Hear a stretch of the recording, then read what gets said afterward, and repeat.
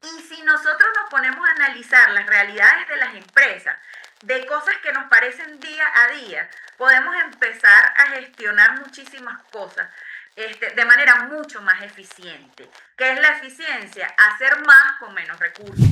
Me encanta porque hay una teoría que manejan en Netflix de el empleado rockstar, que él dice que una persona que te rinde 10 o 20 o 30 veces más que tu persona promedio es una persona que hay que generarle beneficios y compensación totalmente a la par de lo que esa persona trae a tu rentabilidad.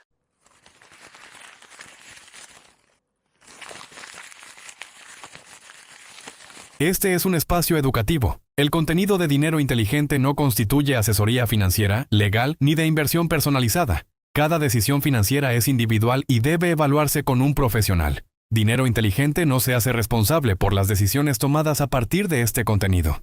Hay empresas que venden más cada año y aún así operan cada vez peor. Tienen más reuniones, más urgencias, más trabajo y al final del mes todo el mundo se pregunta por qué la rentabilidad no crece al mismo ritmo. Y el problema es que no siempre son las ventas. Muchas veces la rentabilidad se pierde en todo lo que la empresa deja de recibir mientras va creciendo. Y puede ser tiempo, puede ser talento, puede ser velocidad, puede ser capacidad de ejecución. Lo peligroso aquí es que son costos invisibles que muchas veces no se ven en los números hasta que es muy tarde, ¿verdad, Miquel? Justamente de eso vamos a hablar hoy, porque las pérdidas más costosas rara vez siempre se ven en un estado. Empiezan mucho antes, en procesos que se vuelven lentos, en equipos que dependen demasiado de ciertas personas, en decisiones que se postergan y en problemas que nadie está midiendo hasta que ya están afectando la rentabilidad. Por eso hoy nos acompaña una especialista, una amiga muy querida de esta casa, Indira Rojas, contadora, estratega empresarial especializada en rentabilidad, liquidez y estructura organizacional. Indira tiene una mirada que nos encanta porque entiende que la rentabilidad no es solamente un resultado financiero, sino que es la consecuencia de una estructura bien diseñada. Y justamente de eso vamos a estar hablando hoy. Así que bienvenida, Indira, a Dinero Inteligente. Bienvenida. Muchas gracias, Carla y Teslin. De verdad, un placer acompañar esta ventana con ustedes. Muchísimas gracias por la oportunidad de dar mi visión, que es bastante peculiar en este sentido, ¿no? Me encanta, me encanta. Nosotras somos fans de las visiones peculiares porque nosotras somos de esas. Somos de las que le Sí. damos la vuelta a las cosas para entenderlas, para verle mucho más la lógica, para pensar fuera de la caja. Por eso queremos empezar, Indira, porque te queremos aprovechar con todo en este episodio y queríamos preguntarte, porque hay muchas empresas que creen que rentabilidad depende principalmente de, mira, tengo que vender más, tengo que reducir costos. Desde tu experiencia, ¿qué otros factores impactan directamente esa rentabilidad y que además suelen pasar desapercibidos? O sea, como no se ven en las ventas y no reduce costos, la gente como que no los ve. Bueno, Carla, fíjate, en la estricta teoría que es la rentabilidad y que es lo que, digamos, dice el libro, realmente es una fórmula, ¿ok? Lo que ha generado como ese margen neto después de operaciones y gastos entre lo que fuiste capaz de vender, ¿ok? Esa es la fórmula matemática para determinar rentabilidad, ¿ok? Y si empezamos a disgregar esa fórmula, vamos a empezar a ver componentes que son vitales para esa determinación. Cuando nosotros hablamos de una utilidad o, digamos, el resultado de un ejercicio, primero tenemos que entender que estamos haciendo un estudio pasado. Ese es, digamos, el primer elemento que es importante validar. O sea, cuando nosotros estamos haciendo estudios de rentabilidad basados en los estados financieros, estamos basándonos en un importante factor que es el estudio del pasado de una empresa. ¿Ok? Y está compuesto básicamente por el ingreso, el costo y el gasto. Cuando nosotros disgregamos esa fórmula, digamos, es un tema de simple álgebra. ¿Cómo vamos a tener más rentabilidad? Si subo la venta y disminuyo el costo y el gasto. Esa es la visión simple, La ¿ok? teoría. Esa es la visión a la que estamos acostumbrados, esa es la visión que muchos empresarios en Latinoamérica tienen. Y en su mayoría se enfoca a pensar que solo vendiendo, o sea, solo incrementando ese factor que es la venta, ¿okay? Automáticamente todo queda resuelto. Pero esto es muchísimo más complejo de lo que se ve y de lo que incluso la fórmula o el pasado de la empresa establece. Entonces, cuando nosotros hacemos estudios de rentabilidad, sí, es muy importante, porque yo soy contador público de profesión, que estudiemos estado financiero, porque en función de la data pasada, nosotros podemos generar optimizaciones presentes y proyecciones futuras. Pero es mucho, mucho más importante para la gestión de rentabilidad per se, ¿ok? Aislando la gestión de rentabilidad, manejar herramientas del control del dinero, que no son indicadores del estado financiero, sino que son herramientas que van a ayudar a los empresarios estratégicos a tomar decisiones al día. Es decir, herramientas que tú estés utilizando permanentemente en tu empresa para que vayas corrigiendo en el camino desviaciones que van a afectar la rentabilidad. Me imagino, y voy a adelantarme tal vez a una pregunta que ya tienen en mente, ¿cuáles son esas herramientas? O sea, Eso te ¿cuáles iba a son las preguntar. herramientas? Nos leyó la mente. ¿Cuáles son, buenas entrevistadoras, cuáles son las herramientas que generalmente se utilizan o que digamos desde la consultoría a nosotros nos han dado más resultados? ¿Ok? Porque hay muchas. Esto no fue algo que yo descubrí o fue algo que nosotros, digamos, inventamos el agua tibia. No, esas herramientas han estado todo el tiempo a disposición y digamos aquí el trabajo fue agruparlas virtuosamente, agruparlas para que de alguna manera funcionen en su conjunto, no como herramientas y como índices aislados, sino como herramientas de uso diario que le permitan a los empresarios corregir su gestión comercial día a día. Entre ellas, ¿cuál es la primera? El indicador, y esto sí también es un indicador financiero, el índice de caja disponible. Nosotros tenemos que estar revisando cuánta caja queda porque existe la ilusión o la alucinación o digamos el espejismo de que todo lo que entra al banco o que todo lo que vendemos es el rendimiento de la empresa, pero nada más lejos de allí. Allí tienes que incorporar a todos los factores. ¿Ok? Entonces, si tenemos una empresa que no cumple con sus obligaciones fiscales, que no tiene seriedad laboral, que no sabe con precisión cuál es el servicio a proveedores, o sea, cuánto tiene que pagarle a sus proveedores, y además cuánto gasta en la operación diaria, difícilmente puede llegar a saber cuánto realmente es su rendimiento. Allí es donde se tiene que estudiar. El ingreso menos todo el servicio de tu operación, los pagos a terceros, los pagos incluyendo el fisco nacional, que digamos es un aspecto importante en todas partes del mundo, ¿ok? Y allí ese dinero disponible se contrasta contra la venta. Cuando hacemos esa comparación, sabemos, eso es una prueba bien fuerte. Si ese índice está por debajo del 8%, estamos en una empresa que hay que intervenir de inmediato. Es una empresa que está grave a nivel de liquidez. ¿Qué significa? Que si alguno de sus clientes no le paga en los siguientes, no sé, 15 días, no va a poder pagarle a los proveedores.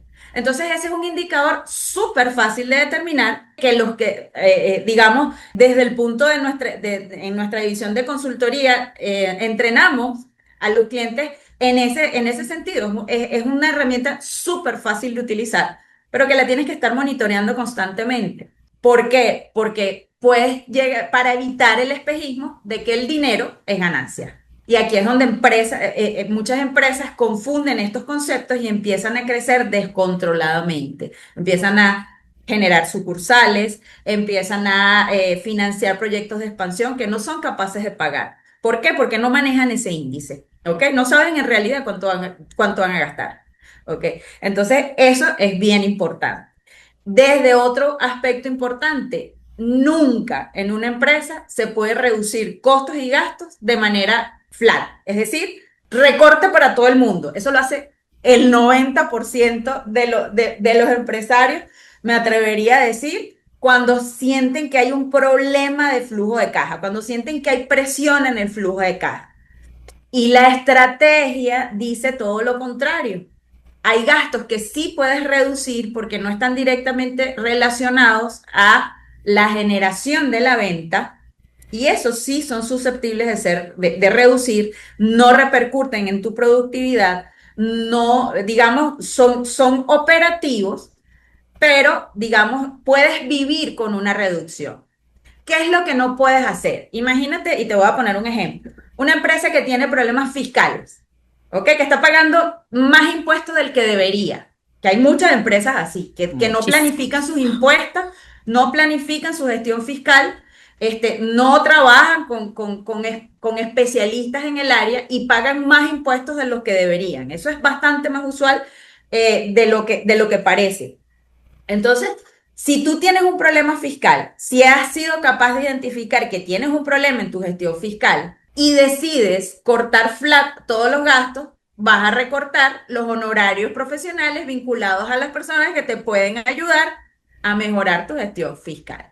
Me encanta. Parece lógico, pero no es la No, qué va. práctica usual. No lo es. ¿Ok? La verdad es que cuando hay presión en flujo de caja, lo primero que los empresarios en Latinoamérica, y no es una realidad solo de Venezuela, en Latinoamérica, que he tenido la oportunidad de trabajar con muchos empresarios en Latinoamérica, digamos, el pensamiento es flat, el pensamiento es, vamos, recortamos todo, ¿y qué estás haciendo? Le estás bajando el techo a la operación, le estás bajando las oportunidades de crecer y de expandirse en un momento complicado porque no le estás asignando recursos estratégicos a áreas que lo requieren y que te van a sacar del bache. Entonces, digamos, hay muchas, digamos, más estrategias. Por ejemplo, herramientas de determinación de las estructuras de costos son súper importantes, porque la gestión habitual y digamos, en la contabilidad tradicional, los estados financieros nos dicen a nosotros ingreso menos costo menos gasto. Si tú pones ingreso menos costo, tienes un margen bruto y dices, bueno, puede que estemos bien, pero cuando tú haces estructuras de costo por producto, vas a identificar increíblemente, con una precisión increíble, dónde estás vendiendo a pérdida. Y eso puedo asegurarles que es más de un 70%. Nosotros hemos logrado en muchísimas empresas recuperar más del 70% del flujo de caja, eliminando la fuga de dinero de artículos que se venden a pérdida. Entonces, esto es importante instaurarlo en la mente del empresario. No es una cuenta tan simple como ingreso menos costo. Es Tal cual. este producto, este bolígrafo que tengo aquí, ¿cuánto me cuesta llevarlo a la mano de Kesling? Eso tiene un viaje, una experiencia al cliente y eso tiene costos asociados. Y generalmente deberían vincularse a final del ejercicio económico, pero la realidad es que cuando tú manejas estructuras de costos detalladas, tú puedes corregir inmediatamente, sin esperar que llegue el cierre del ejercicio económico. Y cuando manejas esa herramienta de control del dinero, muy probablemente tu foto al final del ejercicio sea favorable. Entonces, si tú no corriges porque no sabes que estás vendiendo a pérdida, esto es impresionante, impresionante. La gran mayoría de nuestros resultados han venido por este tipo de estudios. Estudios de estructuras de costo detalladas por líneas de producto, por producto específico, para detener las fugas de dinero provenientes de ventas a pérdida. Sí, y a su vez para direccionar hacia donde realmente está el producto. Ejemplo, el bolígrafo me estaba generando una pérdida económica que no lo tenía visualizado por no tener la estructura de costos, valga la redundancia, pero la tasa me está dando una rentabilidad mayor. Al yo medir y corregir esa estructura de costos, voy a direccionar todo mi esfuerzo y mi estrategia hacia allá, hacia vender las tasas. Impulso más la tasa. Al igual que me encantó eso que decías de, bueno, hacemos un ajuste salarial. No podemos hacer un ajuste flat, porque quizás inclusive esas personas que estratégicamente yo tengo que potenciar porque son las que me van a ayudar a levantar la empresa, más bien busco esto que estoy bajando aquí, lo incentivo por otro lado en personas específicas. porque esa Esa también es es la una visión estrategia. estratégica. No podemos hacerlo flat. Correcto, me encanta, me encanta. Bueno, yo creo que aquí todos los que están escuchando esto, señores, se les va a abrir un mundo y esto apenas es la primera pregunta, porque ya a mí, digamos que me estás mostrando un mapa mucho más amplio de lo que tenía, ¿no? Siempre lo hemos conversado.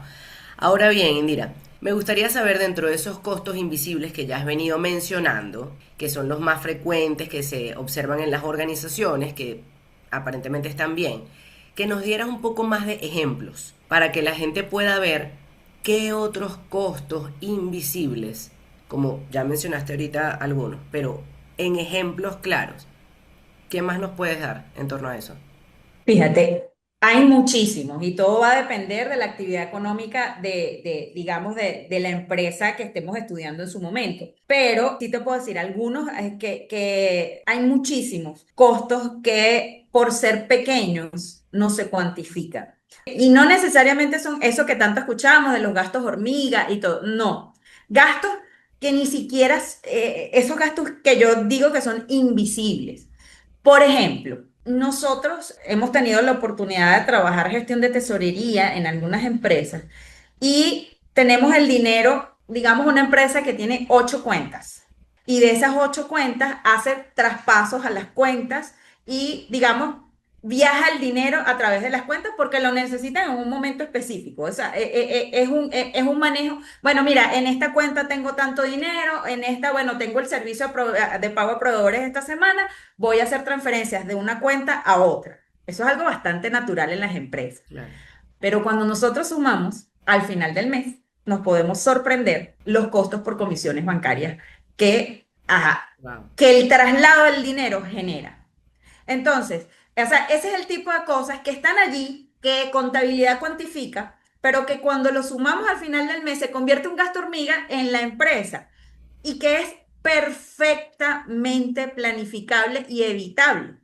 Entonces, bueno, Exacto. mira, dejamos este banco para pago a proveedores sabiendo que la proyección de ventas en este banco me va a permitir no hacer transferencias y dejamos este banco para la nómina y dejamos aquel otro banco para otros gastos, sí, para evitar, digamos, el intercambio del dinero que además genera debilidades de controles internos desde el punto de vista de salvaguarda del activo, pero también genera altísimos costos en esas movilizaciones innecesarias.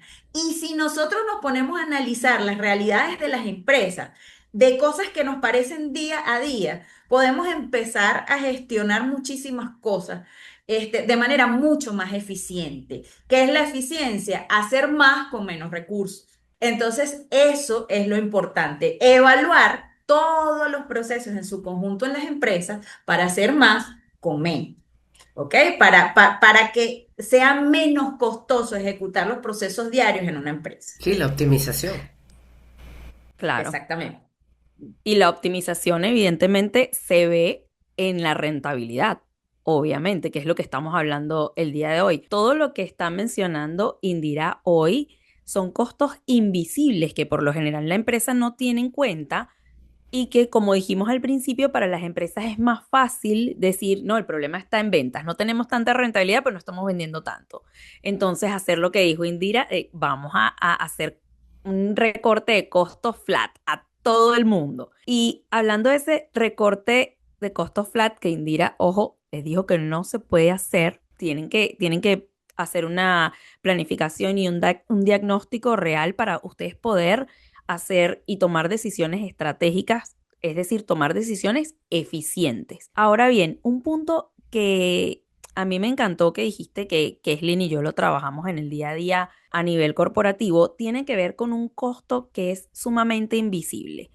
Personas que mueven los resultados. Eso que dijiste que cuando hacen el recorte de los costos flat, muchas veces estás haciendo un recorte que va directamente a quitarte fuerza a la empresa porque tú estás haciendo un recorte en las personas que te mueven los resultados. Si tú tienes una persona que te mueve los resultados y te puede ayudar a llegar a esa rentabilidad y tú le recortas el costo, ¿qué ocurre cuando esa empresa pierde a esa persona? Porque muchas veces la empresa no se da cuenta hasta que la pierde y lo ves en los resultados y no habías identificado realmente el valor de esa persona. O sea, cómo en la práctica una empresa puede decir, wow, esta persona se movió o esta persona se fue y esto me está afectando directamente en los resultados y yo no me había dado cuenta. Es un costo, fue un costo invisible para mí, lo perdí. Esto, la gestión de esos talentos es súper importante. Hay una premisa fundamental. Las empresas deberían basar sus procesos y su rentabilidad, digamos, su rentabilidad, su productividad en función de procesos y no de personas. Pero hay otra realidad innegable y es que las personas son las que hacen las empresas y las personas son las que llevan adelante estos procesos para que efectivamente las empresas logren sus objetivos a mediano, a corto, mediano y largo plazo.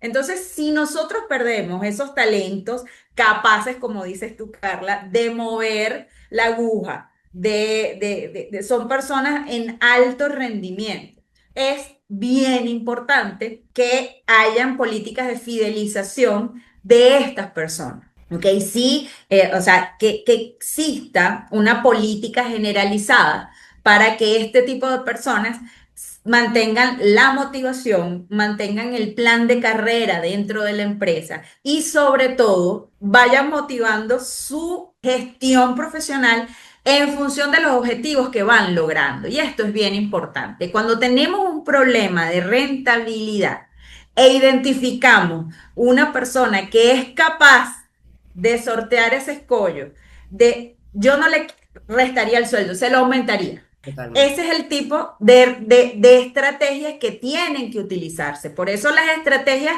uniformes, por eso las estrategias planas sin sentido van en detrimento de las empresas.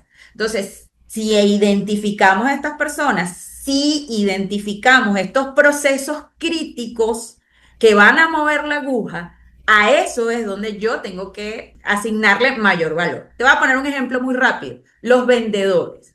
Tengo un vendedor estrella y generalmente en las empresas el vendedor cobra cuando hace el cierre de la venta. ¿Qué es lo que propongo yo? Y esa es mi visión poco ortodoxa. No le pagues al vendedor cuando cierra la venta porque eso no es dinero. Tú estás esperando que el dinero llegue en 30 o en 60 días.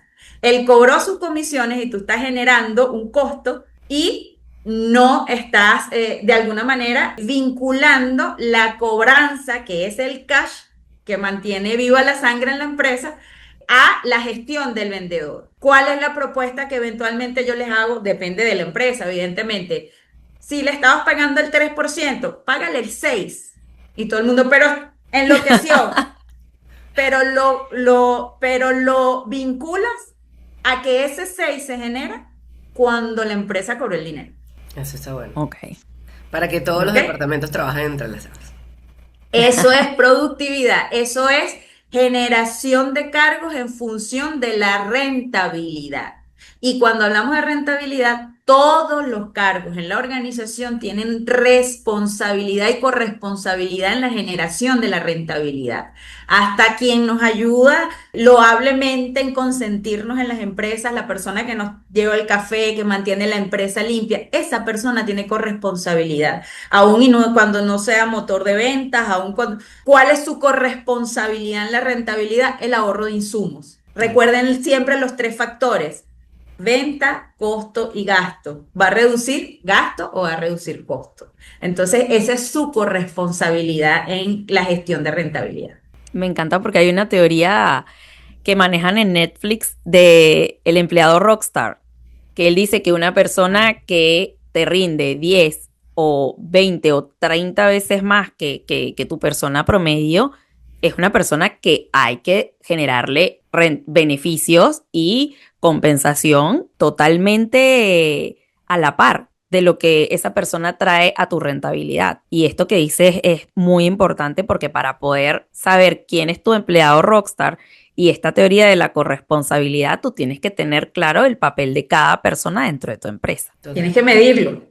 Por eso, para poder tenerlo claro, tiene que Así estar es. medido. Tienes que medirlo. Tienes que medirlo y como también conocí en una empresa acá en Venezuela que tiene aporte extranjero, sin duda vienen con esa visión de fidelización. Ellos hablan de la cadena de valor desde el empleado de menor rango, pero les hacen saber cuál es su valor dentro de toda esa cadena de productividad y de, a su vez, rentabilidad en la estructura. Entonces cada uno realmente se esfuerza porque saben los beneficios que tienen y no dejan de hacer su trabajo, sino que muy por el contrario, lo hacen, oye, con mayor amor, con un esfuerzo que tú dices, esta gente está literalmente dejando el corazón y la vida en la empresa. Y aman la Comprometida. empresa. O sea, ellos se van, las personas que yo he tenido la oportunidad de escuchar, que han trabajado en esa compañía, te dicen, ha sido una de las mejores experiencias de mi vida, después de años. Sí, porque es muy importante que desde todos los aspectos, cualquier, y como tú dices, Keslin, desde todos los niveles de la empresa, los colaboradores tengan objetivos. Y cuando los seres humanos trabajamos basados en objetivos y no trabajamos, bueno, vamos a ver qué nos trae el día hoy. Vamos a ver, y eso es muy latino, ¿sabes? Mientras vaya viniendo, Nosotros vamos decimos muy viendo. venezolano, pero es muy latino. Yo también, o sea, lo veo incluso más marcado en otros países. A ver qué nos trae el día hoy. Vamos a ver qué nos depara hoy el día. No, cuando tenemos desde el CEO hasta, como te dije, esta persona tan importante en las empresas, que es la que consiente a la empresa, que es la que tiene esa labor de mantener, digamos, la limpieza en las oficinas, el café, es todo, cuando todas las personas saben cuál es su objetivo y cuando tienen metas, representa para ellos no solamente un trabajo, sino el crecimiento personal. Y cuando la gente vincula su carrera a crecimiento personal, ahí llega el alto rendimiento. Sí, de verdad que es muy poderoso porque eso, las organizaciones cuando realmente descubren el valor de las personas, incide significativamente en la rentabilidad, en la eficiencia de costos,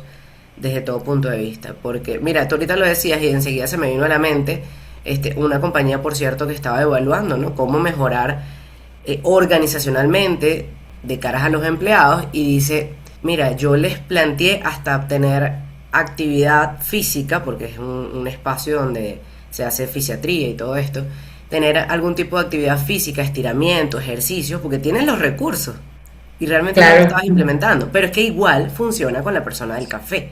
Cuando tú tienes una persona que está motivada, que está dedicada a hacer su trabajo, la tienes consentida, es poco probable que se vaya a parar más veces de su puesto porque tienes una persona que la está atendiendo, que la está consintiendo. Entonces eso realmente para mí es muy valioso.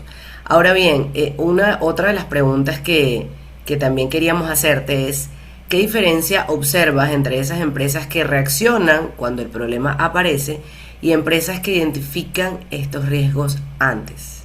Todo, Kesli, es todo, ¿ok?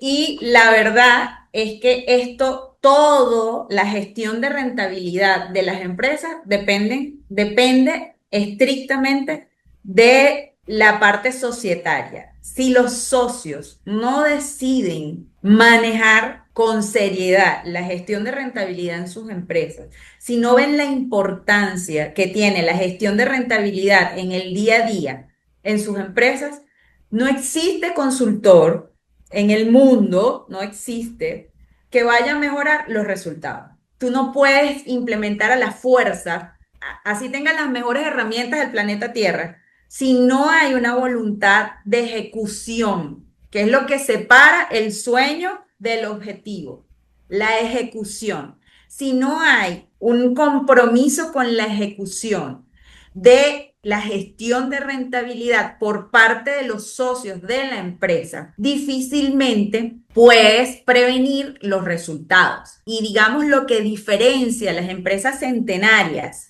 de las empresas que están permanentemente viviendo en un caos, apagando fuego.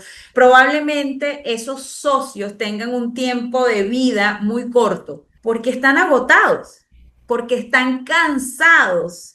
Y siempre hablamos del rendimiento de las empresas y lo dejamos como muy desde el punto de vista muy corporativo, pero cuando el socio se cansa no hay nada que hacer, nada que hacer. ¿Y cómo evitamos el desgaste del socio? Planificando, proyectando, trabajando en base a tus realidades y utilizando las herramientas que existen, pero sobre todo pidiendo ayuda. Y eso es algo que nos cuesta mucho. pidiendo ayuda. Eventualmente estamos en una situación complicada y entonces decimos, yo puedo. Hay Eso es cosas con las que así. podemos, hay cosas que escapan de tu expertise y hay cosas que escapan hasta de tu agenda. Entonces, si tú no tienes, digamos, la visión de incorporar profesionales altamente especializados en tu empresa, de querer hacerlo todo tú, vas a vivir desgastado, vas a vivir cansado y los resultados a final del periodo, para responder directamente a tu pregunta, no serán los mejores. ¿Por qué? Porque no vas corrigiendo a tiempo, porque hay muchas herramientas, digamos, desde el punto de vista de la expertise de cada quien o de cada profesional. Si tú tienes un problema en tu imagen corporativa, tienes que buscar excelentes profesionales en el área de Mm. marketing. No pretendas hacerlo tú porque tú no tienes las herramientas que ellos tienen. Igual pasa en finanzas, que me pasa todo el tiempo. No, mira, nosotros tenemos 6 años luchando con esto. Y uno apenas le da un ojo y dice, bueno, pero es que estaba de anteojo la situación. ¿Por qué? Porque tenemos más herramientas. Y eso viene de la educación formal y de la experiencia. Entonces, cuando el socio tiene esa visión de profesionalizar su empresa, de una visión preventiva, es muy probable que viva un estilo de vida en su vida empresarial muy distinta al que está todo el tiempo en un sobresalto, viendo a ver qué le depara el día, tratando de sortear de manera improvisada lo que el entorno tiene para darle, porque no se prepara ni profesionaliza. Me encanta que no se preparan y no se profesionalizan. Justamente, Keslin, yo siempre estamos hablando del tema de costo y gasto, como lo que es la diferencia, porque muchas veces este tipo de herramientas, este tipo de expertos, como tú dices, las personas y a nivel de, sobre todo a nivel de empresa, lo ven como un gasto. No, contratar a esta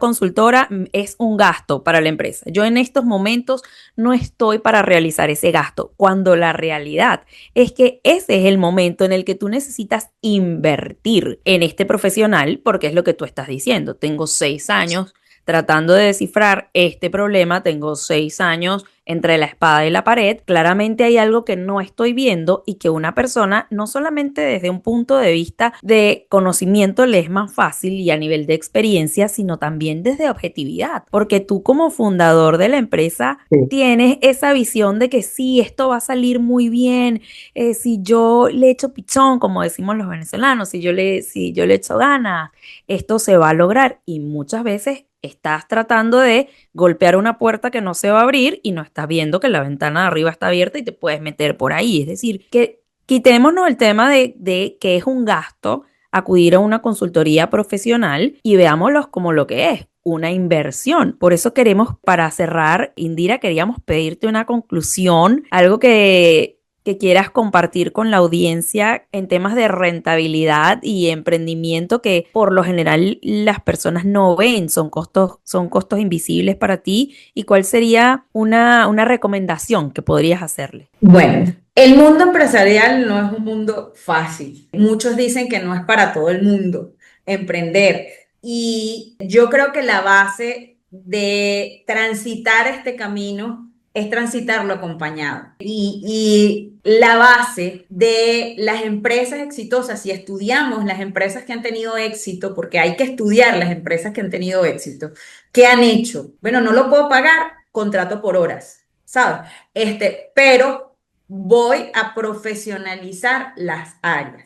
Voy a ver desde una mirada estratégica lo que está pasando. Y eso es una de las cosas que más cuesta en el empresariado en Latinoamérica. Apartarte de la operación, así sea por fracción de días, por 2 horas al día, y ver tu negocio desde arriba. Cuando lo ves desde arriba, como dijo Carla hace unos minutos, empiezas a ver los problemas con más objetividad que cuando estás abajo, cuando estás en la operación, cuando estás tan metido en el día a día, cuando estás tras el mostrador, cuando estás de reunión en reunión, te pasan los elefantes blancos y no los ves. Entonces todo socio tiene que aprender a ver desde una vista periférica su negocio. Tiene que aprender a salir de la operación y evaluar desde la planificación, desde la profesionalización y la anticipación los objetivos que desea para su empresa. Y como les digo, lo que separa un sueño de un objetivo es la ejecución. Entonces, las empresas que ejecutan son las empresas que tienen mayor posibilidad de éxito, son las empresas que finalmente van a alcanzar sus objetivos. Y todo esto depende de la decisión única de los socios. Esto es un cierre magistral. Definitivamente los socios tienen que estar como visión modo dron. Exactamente. El socio no tiene que estar metido, puede meterse en momentos, pero no debe estar constantemente metido en la operatividad del negocio, porque va a perder la visibilidad de lo que realmente debe estar viendo. Porque Así es. O sea, ese va a ser el core que tú vas a poder tener en cuanto a tener balanceada tu estrategia con la ejecución que tiene que hacer el buen líder. Así es. Él es el que está orquestándolo todo. Y si no hay el que dirija la orquesta. Y es la única labor, fíjense, Carla y Kesley, que no se puede delegar. Todo lo demás lo podemos delegar. Lo único que un socio no puede delegar nunca son los objetivos y las estrategias de su empresa. Es lo único. Entonces ese es realmente su valor en una empresa. Y cuando una empresa opera sin estrategia, opera a merced del entorno. Claridad total. Hoy lo pudimos ver, hay empresas que descubren esto demasiado tarde, que los problemas rara vez aparecen primero en los números, porque realmente esto es algo que se puede identificar mucho antes de que se vean los números, y en procesos que pierden eficiencia, en retrasos que se vuelven normales, en conocimiento que no se documenta, esto también es fundamental, y en personas que generan resultados estratégicos cuyo valor real la organización todavía no ha dimensionado. Hasta que un día el costo financiero aparece en los resultados. Ahí es que lo vamos a ver. Así es. Me encanta que hayamos terminado con esto porque es importante, nosotros queremos mencionarle a la audiencia que si han venido siguiendo la serie que hemos tenido de los episodios anteriores, te diste cuenta que construir una empresa sólida es mucho más que vender más. En el episodio pasado también hablamos con José Alejandro sobre riesgos legales y estructurales que pueden comprometer el crecimiento de una empresa. Y hoy vimos que incluso dentro de organizaciones que parece que funcionan a la perfección, existen costos invisibles que Indira nos ayudó a determinar y que terminan erosionando la rentabilidad, continuidad y capacidad de ejecución de la empresa, cosa que a mí me parece importantísimo resumir del episodio de hoy, porque como dijimos, muchas veces rentabilidad para nosotros es que tienes que vender más. Indira nos dio la claridad de estos costos invisibles que deberíamos estar chequeando y además nos dio un dato muy importante que no tenemos que esperar hasta que termine el año fiscal para darnos cuenta en el tema financiero, mira, pude haber arreglado todo esto. No, perfectamente existen herramientas que se pueden utilizar sobre la marcha. Así que recuerden que el crecimiento tiene que ser sostenible y que tiene que estar bien diseñado para que ustedes puedan tener una empresa que de verdad les dure en el tiempo, porque nosotros cuando armamos una empresa nadie quiere que la empresa dure 2 o 3 años y después quiebre. Son tus sueños, es lo que dijo Indira, de un sueño hasta un objetivo hay un camino que tiene que ver con la ejecución y es lo que tenemos que tener claro. Por eso muchísimas gracias, Indira, porque además lo explicaste con una claridad impresionante y esperemos que todos hayan podido disfrutar este episodio de Dinero Inteligente, que lo compartan con sus amigos emprendedores y les vamos a dejar en la descripción los contactos de Indira para cualquier diagnóstico que necesiten a nivel contable de las empresas. Nosotros también trabajamos, Keslin y yo, a nivel corporativo, así que tienen un trío de mujeres superpoderosas que trabajamos con finanzas y estrategias legales. Aquí no organizamos dinero, diseñamos libertad, así que hasta la próxima. Mil gracias, Indira, por acompañarnos. Gracias a ustedes por la invitación. Gracias, amiga, gracias. Esta es tu casa y aquí te vamos a tener un abrazo. Gracias. Gracias, muchas gracias. Suscríbete y sigue aprendiendo con Dinero Inteligente.